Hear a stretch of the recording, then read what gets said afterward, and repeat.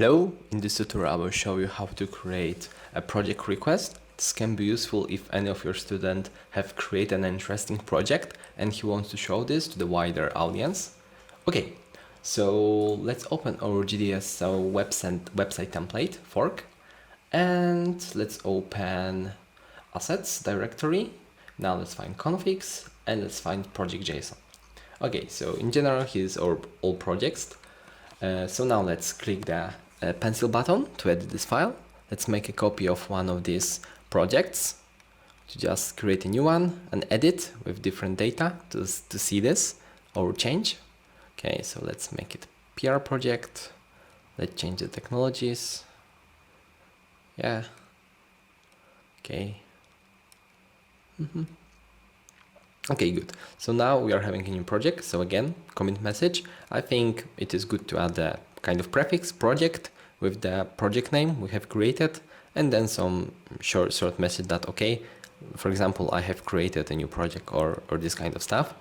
And then, of course, short description. So just write why you want to show this project, why you think it is interesting and worth to show to wider audience.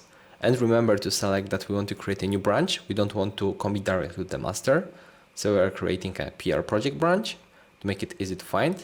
Now I didn't make any mistake. So just to make this process a bit faster, if you want to see how to edit the file, if you make any mistake, then please check create request for a team.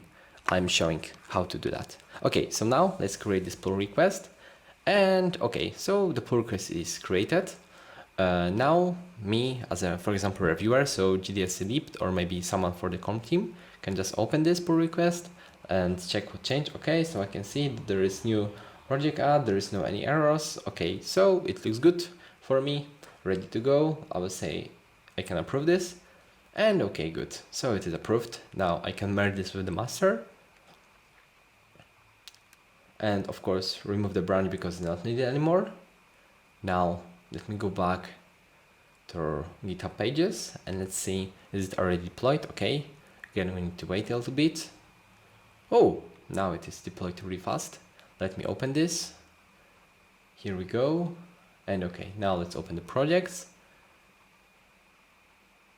And ta-da, there is a PR project. So the one which we just have created. We have some description and other stuff. Yeah, and that's all. In the last tutorial I will show you how to create a project proposition. Thanks for the attention. Bye.